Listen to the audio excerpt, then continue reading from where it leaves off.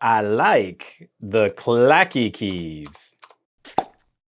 I really haven't found a great way to set up a review for stuff like this that goes on my desktop in this new office, so you're just gonna have to deal with some extra B-roll, just cutting back and forth as I just hold these up as random props. I've made a few life transitions recently. We moved to a new home, I'm building out a new gadget lab, and in making the space more open, I got rid of my old big desk setup, which had a lot more surface area. I recently reviewed a keyboard and mouse set that I was feeling okay about that combo, but CoolerMaster reached out about taking their wireless gaming peripherals for a spin, and I really could do with fewer cables on my desk. They sent out this gear for me to test drive and share my thoughts. And those thoughts are mostly very positive, with only a few embarrassing missteps on my part. I'm totes good at reviewing things. We've got a keyboard and mouse here. We're gonna start with the keyboard. This is the SK653. It's a refresh from the 651. It's a low profile keyboard with a number pad, mechanical switches, and I of course opted for blues because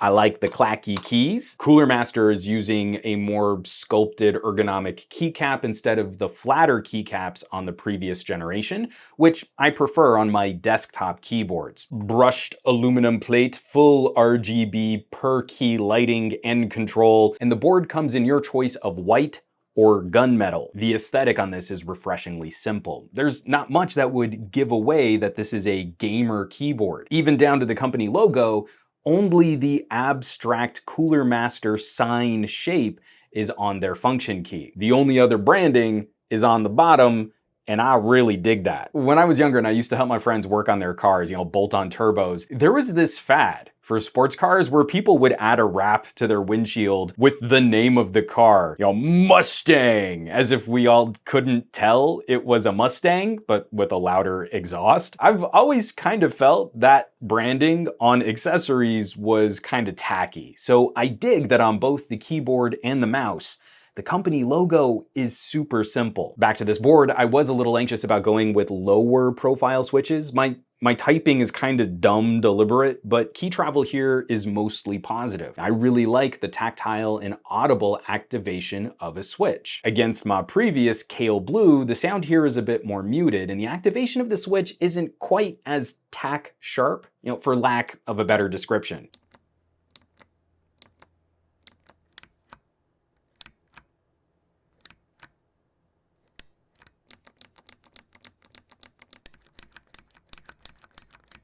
But it took me all of about a day to get a feel for it. The muscle memory on keyboards is a deeply personal thing. There's one key that kind of sticks for me in one application, the spacebar. This is not gonna be a common issue for folks out there. When I'm typing or gaming, my left thumb rests more central on the spacebar. That hits perfect. But when I'm editing video, my left hand is kind of hard docked at the bottom corner of the keyboard, and play pause from the spacebar is resting on the far edge. There's just enough travel or wiggle here. The key doesn't always hit like I think it should. It's super minor, but when I'm quickly trying to cut and scrub through a timeline, I don't know, I'm kind of making up numbers here. Maybe 1 out of 10, probably fewer than that. Instead of a click, there's kind of a dead chunk, and it's an extra press to get my timeline playing again. But overall performance has been excellent, and going wireless is a nice change up from my previous set. The majority of my desktop use is for work, so polling rates aren't really much of an issue when I'm editing video. If you're really into twitchy gameplay, you'll probably just want to plug the cable back in. It's a Bluetooth 4 connection, low power. I can't honestly tell you what the battery life on this board is like because it takes a while for it to run down. And I like CoolerMaster's implementation of this Bluetooth setup. It's pretty handy as the board can store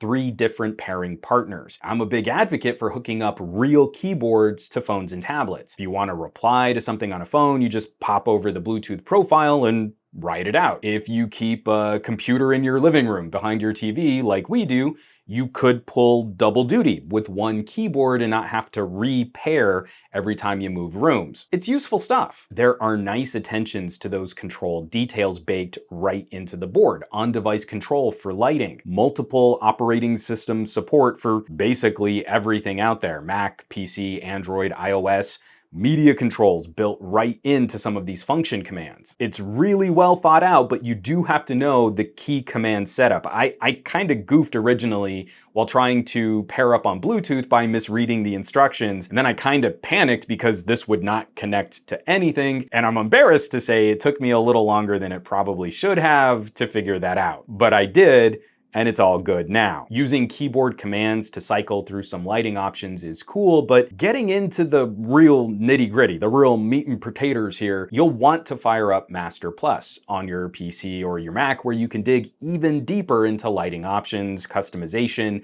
macros, and controls. That was the other hilarious goof I made. I honestly don't know how I did this, but scanning the CoolerMaster website, I downloaded an older version of the control software which did not support the 653. There's a download link on the product page that I somehow completely missed, which is about as good a place to switch over and chat about the mouse. And here we're talking about the MM831. 5 programmable buttons plus a click wheel, pretty familiar hardware, works over a cable, Bluetooth, or a lag-free 2.4 gigahertz USB receiver, a healthy amount of RGB accent lighting, also controlled by the correct version of the CoolerMaster desktop software. Now, the CoolerMaster website on this product page lists this as a 16,000 DPI sensor, but the CoolerMaster software says 32,000, and considering how crazy the twitch response is at the highest setting, I'm inclined to believe the software. I tend to keep the mouse at level 3 because I'm old. I started gaming on trackball mice. This is super sensitive. But the last quality of life feature I really appreciate is the inclusion of Qi wireless charging. If you really want to keep your desk a bit more cable free and you already use a wireless charger for your phone, your mouse can use that too. And of course, cabled charging works while you're still using the mouse. I mean, it's not like it's current year and some massive corporations out there still make mice that you can't use and charge at the same time. Unlike the keyboard, there are not multiple profiles for the Bluetooth here. So what I've taken to doing is wireless on my desktop through the 2.4 gig receiver and Bluetooth for one other peripheral like my phone. You can toggle through these 3 different settings on this little switch right by the sensor. Desktop software can customize the color and the mode. I usually go with breathing green, but the profiles are what really kind of hooked me in, where I want different functions to auto launch with specific programs on my system. And to get my mouse working with Resolve in the past, I was using Xmouse. But now one program for the keyboard and mouse tie all of these features together a little nicer. Now, I probably could have made separate videos for the 653 and the 831, but I genuinely do like to take a desktop set, a combo from one manufacturer, because I feel that's the best way to experience what this company really has to offer. And like I mentioned with the control software, it is a perk to reduce the number of control apps on your computer. Putting both of these together, this is a premium tier set, and it's climbing up to a higher price point. But I honestly can't find any significant deal breakers here. No massive stumbles making me concerned about that price tag. What I want to throw out, the question I have for the harder core gamers in my audience, if the lack of a USB receiver for the keyboard is a concern. From my few experiences at Newegg, going RGB and dongle wireless usually meant garbage battery life and putting more charge-recharge cycles on this hardware. For me personally, I know I'm more likely to need the multiple pairing profiles on Bluetooth, and the few games I play where I might notice the connection or polling speed, I'll just plug the cable back in. I'd really appreciate some chatter down below this video. In my brain, it makes more sense on a mouse for how ridiculous the sensor tracking is, so I look forward to your comments. As it stands for me, this is the kind of setup I need now, given my reduced desktop space. Going back to my previous cabled mouse and keyboard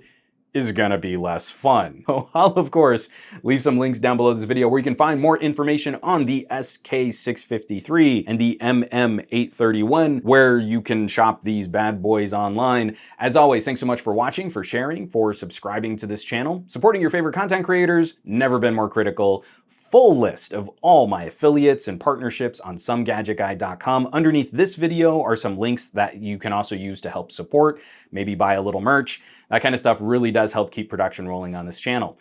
Or you might consider joining the list of names scrolling by on your screen from my Patreon, patreon.com/SomeGadgetGuy. This list is basically a collection of the coolest tech pals on the planet. So I really hope you check them out. Now, you know where you can find me around the rest of the internet at SomeGadgetGuy on the Twitters and the Twitch, and the Facebooks and the Instagrams. And I will catch you all on the next review.